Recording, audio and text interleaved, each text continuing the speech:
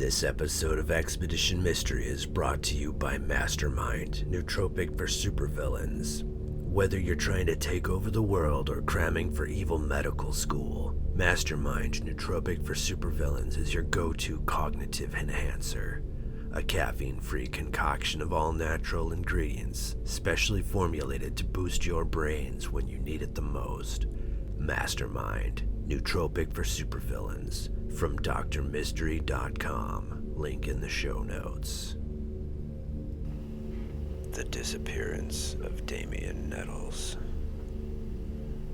Damien Nettles, a 16-year-old boy, vanished without a trace on the Isle of Wight on the night of November 2nd, 1996. Despite extensive searches, investigations, and numerous theories, his fate remains unknown.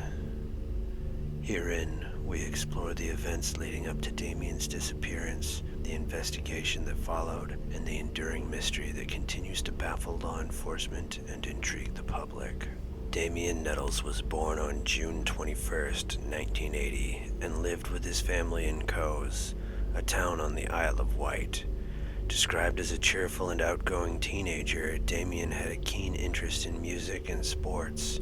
He was well liked among his peers and had a close-knit family. On December 2nd, 1996, Damien went out with a friend to spend the evening in East Cowes. They visited a party and later went to a couple of pubs. As the night progressed, the friend went home, but Damien continued.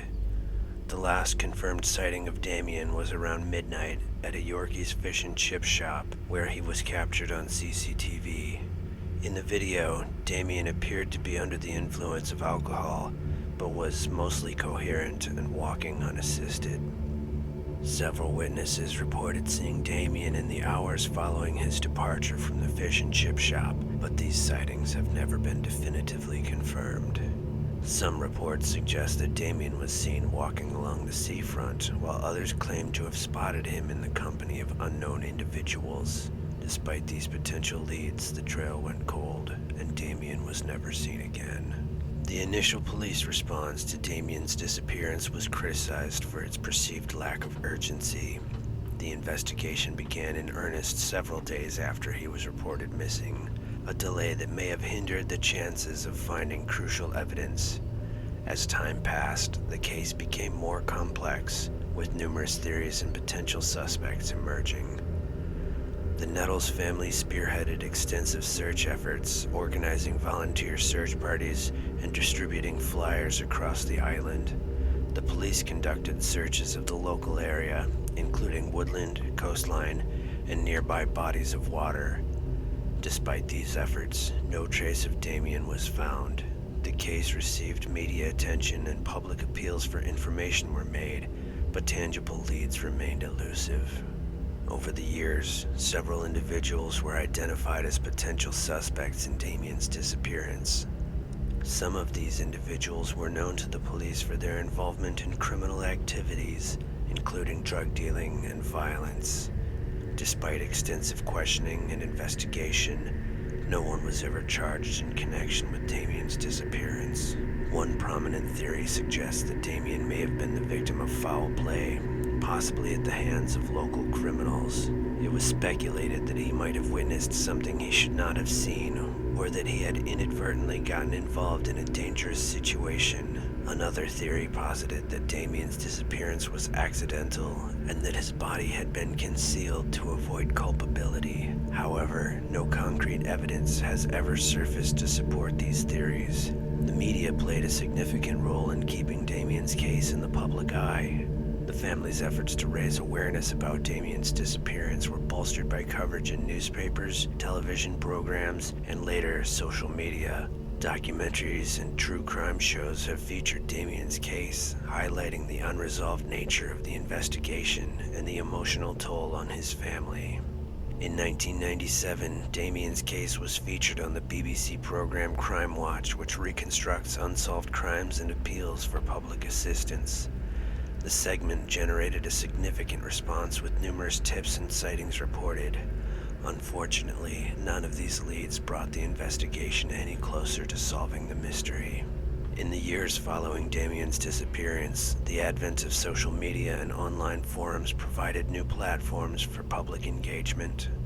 Websites and social media pages dedicated to finding Damien were created, allowing for the dissemination of information and fostering a sense of community among those interested in the case. These online spaces have kept Damien's story alive and continue to generate discussions and theories about what might have happened to him. The investigation into Damien Nettles' disappearance has faced several challenges and criticisms over the years. Critics argue that the initial police response was slow and lacked the urgency required for a missing person case. The delay in launching a full-scale investigation may have resulted in the loss of critical evidence and diminished the chances of locating Damien quickly. The Isle of Wight, being a relatively small and rural area, faced limitations in terms of law enforcement resources.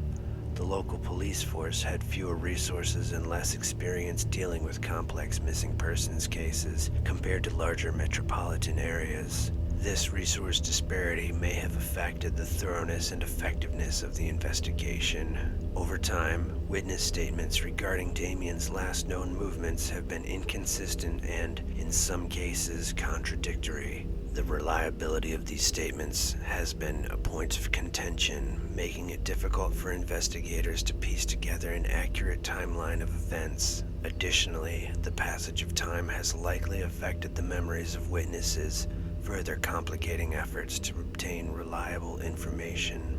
The lack of concrete evidence has led to the proliferation of various theories and rumors about Damien's fate. While some of these theories have been plausible, others have been speculative and unsubstantiated. It would be easy to believe the spread of misinformation and rumors has sometimes detracted from the investigation's focus and diverted attention away from viable leads. The disappearance of Damien Nettles has had a profound and enduring impact on his family. For over 2 decades, they have lived with the uncertainty and grief of not knowing what happened to their son and brother. Damien's mother, Valerie, has been a tireless advocate for her son, campaigning for answers and justice. The family's resilience and determination have been both heartbreaking and inspiring. Valerie has been a vocal and persistent advocate for her son, working tirelessly to keep his case in the public eye and push for continued investigation. She has participated in numerous media interviews, documentaries, and public appeals, often expressing frustration with the lack of progress in the case. Valerie's unwavering commitment to finding answers has garnered widespread support and admiration from the public. The emotional toll on the Nettles family has been immense. The uncertainty surrounding Damien's fate has left them in a perpetual state of limbo, unable to achieve closure or move forward. The psychological and emotional strain of living with unanswered questions has been a constant burden, affecting their daily lives and relationships. Despite the passage of time, efforts to solve the mystery of Damien's disappearance have not ceased. Advances in technology, changes in investigative techniques, and the persistent efforts of Damien's family and supporters have kept the case active. In recent years, advancements in forensic technology and investigative methods have provided new avenues for examining old evidence. Cold case reviews and the application of modern techniques, such as DNA analysis and digital forensics, have the potential to uncover new information. The continued interest and involvement of the public provides a valuable source of information and support for the investigation. The disappearance of Damien Nettles is a tragic and unresolved mystery that has left a lasting impact on his family, the Isle of Wight community, and those who have followed his case over the years. Despite the challenges and setbacks, the search for answers continues.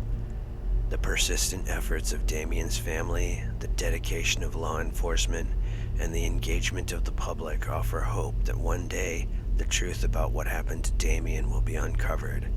Until then, his case serves as a poignant reminder of the enduring pain of unresolved loss and the relentless pursuit of justice. The disappearance of Patrick Warren and David Spencer. On December 27, 1996, Patrick Warren and David Spencer, commonly known as the Milk Carton Kids, vanished from Chelmsley Wood in Solihull, West Midlands. Despite extensive searches, multiple public appeals, and various investigations over the years, their fate remains unknown. Patrick Warren, 11, and David Spencer, 13, were best friends living in Chelmsley Wood, a large housing estate in the West Midlands. Both boys came from working-class families and were well known in their community. On Boxing Day, 1996, the boys decided to spend the evening outside. Patrick was riding a red Apollo bicycle, a Christmas gift, while David was on foot. The boys were last seen at a nearby gas station where they received a packet of biscuits from the attendant. The next morning, Patrick's bike was discovered abandoned behind the station. The initial police response to the boys' disappearance was criticized for being slow and dismissive. The authorities treated the case as a runaway situation, which delayed a full-scale search and investigation. Professor David Wilson, a criminologist, later suggested that the boys' working-class background influenced the lack of urgency in the police's initial response. He argued that children from more affluent areas might have received more immediate and serious attention from law enforcement. Despite the initial slow media response, the case eventually gained significant attention. In April 1997, the boys became among the first to have their faces printed on milk cartons in the UK as part of a campaign by the National Missing Persons Helpline. However, their disappearance coincided with other major events, such as the murder of Nicola Dixon, which drew media and police resources away from their case. Over the years, the disappearance of Patrick and David was featured multiple times on the BBC's Crime Watch. These segments led to numerous public appeals for information and generated many tips and leads. In 2003, police arrested a man in connection with the case, but he was subsequently released without charge. A significant development occurred in 2006 when convicted murderer and pedophile Brian Lunn Field was named as the prime suspect. Brian Field emerged as a significant suspect due to his criminal history and his presence in the area at the time of the boys' disappearance. Field was convicted in 2001 for the abduction, sexual assault, and murder of a 14-year-old boy in 1968. His criminal record also included the abduction of 2 boys in 1986, demonstrating a pattern of predatory behavior. Field lived in Solihull at the time of the boys' disappearance and was known to drive around in a white van, often while under the influence of alcohol. This detail was crucial since Field committed most of his crimes while intoxicated. Field was interviewed multiple times by police regarding Patrick and David, but he consistently denied any involvement. Despite extensive investigations, including a search of land he used as a dumping ground, no conclusive evidence was found linking him to the boys' disappearance. In 2021, criminologist David Wilson released a documentary as part of the Footsteps of Killers series, focusing on the disappearance of Patrick and David. The documentary featured interviews with key figures involved in the case, including Detective Graham Hill, who had previously gotten Field to confess to another murder. Following the documentary, new information emerged, leading to a community-organized dig in Solihull. A tip-off suggested that a man had been seen digging in a field around the time of the boys' disappearance.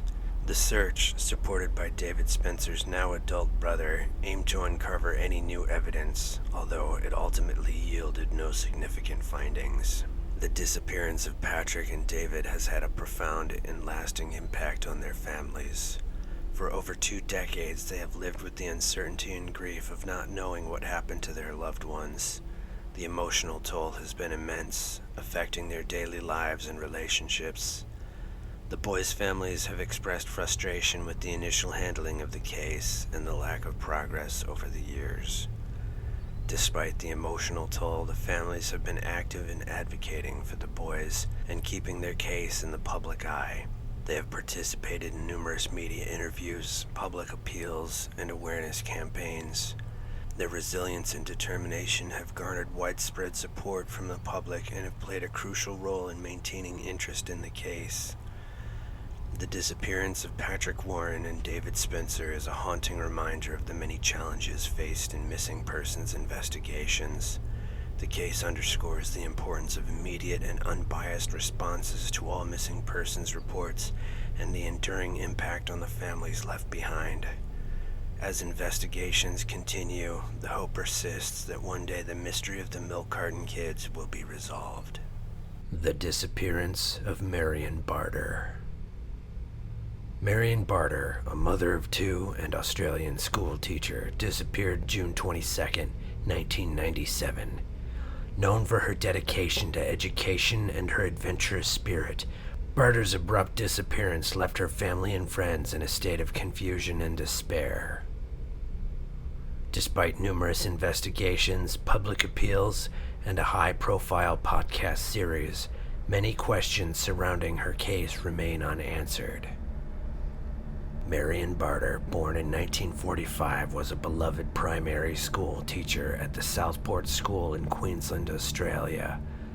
Known for her passion for teaching and her love for travel, Marion was well respected in her community. In 1997, after resigning from her teaching position, she informed her family of her plans to travel to the United Kingdom for an extended holiday. Before her departure, Marion made a puzzling decision. She changed her name to Florabella Natalia Marion Remakel. This name change, conducted legally, was one of the first signs that something was amiss. Her family and friends were unaware of the change until after her disappearance, adding to the mystery surrounding her case. Marion left Australia on June 22, 1997, flying to London. She kept in touch with her family, sending postcards and making phone calls.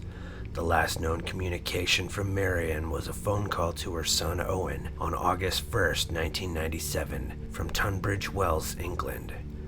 She mentioned she was enjoying her trip and intended to return to Australia soon. However, after this call, all contact ceased, and Marion seemingly vanished without a trace.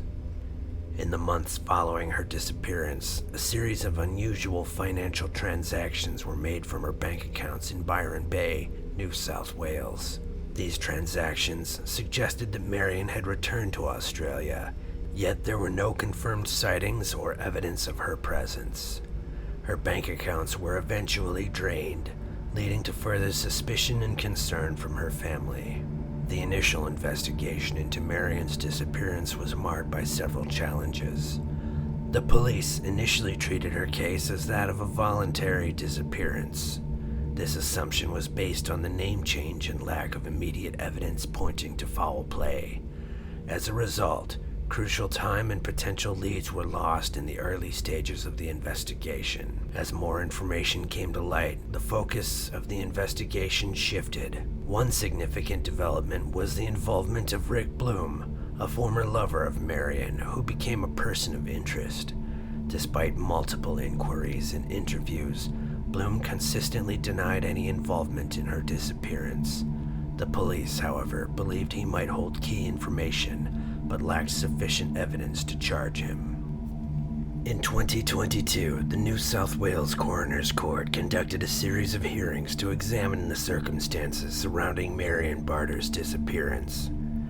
The inquest attracted significant media attention, particularly from the podcast The Lady Vanishes, which had been instrumental in bringing renewed focus on the case.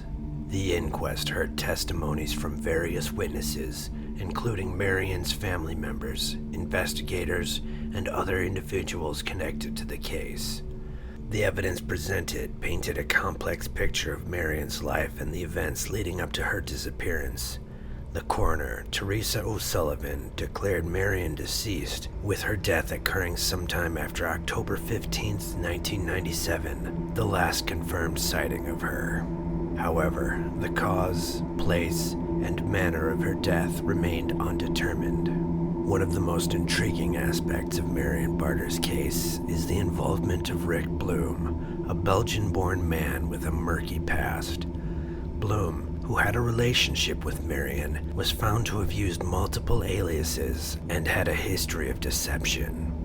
His connection to Marion and the suspicious circumstances surrounding his actions have made him a focal point in the investigation. Bloom was known to have a manipulative personality and had previously been involved in fraudulent activities. Despite being a prime suspect, he has consistently denied any wrongdoing in relation to Marion's disappearance.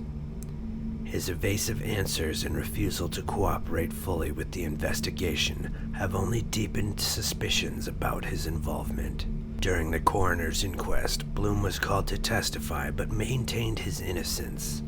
The lack of concrete evidence linking him directly to Marion's disappearance has prevented any formal charges, but the investigation remains open, with Bloom under continued scrutiny.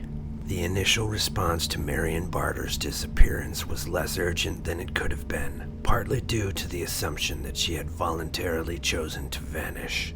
This delay in recognizing the seriousness of the situation resulted in lost time and potential evidence. The case highlights the importance of early intervention and thorough investigation in missing person cases, regardless of initial perceptions. Immediate and comprehensive action is crucial in the early stages of a disappearance. Marion's case underscores the need for law enforcement agencies to treat all missing person reports with urgency and diligence, ensuring that no potential lead is overlooked.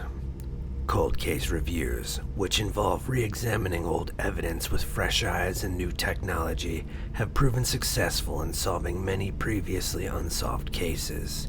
The application of these techniques in Marion's case continues to be a priority for investigators, who remain committed to finding answers. Some people disappear without a trace, as if the hand of some eldritch thing reached out from the shadows and took them. Some no doubt met a terrible end at the hands of their fellow man. Others still came by their fate by their own hand. Whatever the case, if you have any knowledge of the fate of any of the aforementioned cases, reach out to the relevant authorities so that the families of the missing might find some closure. Like and subscribe if you've enjoyed this narration. Expedition Mystery, signing off.